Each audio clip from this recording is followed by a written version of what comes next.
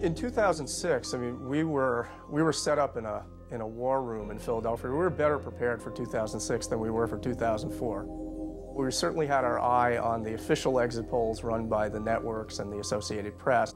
They actually released results of these exit polls before they were adjusted to conform to the vote totals, as has become the custom. And these results showed a resounding Democratic victory of 11.5%. When the vote totals came in later that night and the next day, the Democratic victory was 7.6%. And that represented a loss of 3 million votes nationwide.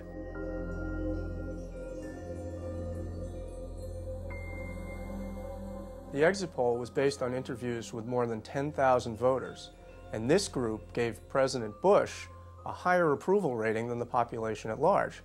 So this was no oversampling of Democrats. If anything, they lean more Republican. Statistically speaking, when you interview that many voters, the odds that your polling will be off by 4% are about 1 in 10,000. Election 2006 is certainly not telling us that pre-election concerns were overblown and it's safe to go back in the water. It gives us no reason to assume that our elections will be run fairly and honestly, just the opposite. Look at the pattern of the past few elections. We have every reason to believe that the 2008 election is going to be manipulated. And we have a hell of a lot of work to do in a very short time to safeguard our next election, and by extension, all the elections to come.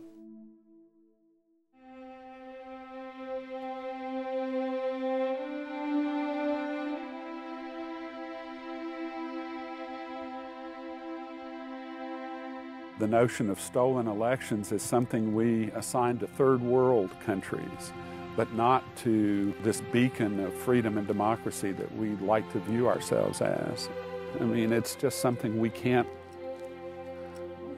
don't want to consider.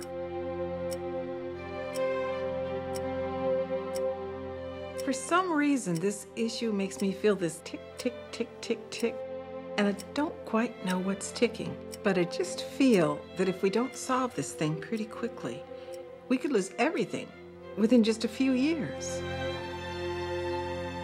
We have grown to believe that democracy within itself has the power to intrinsically protect itself and defend itself.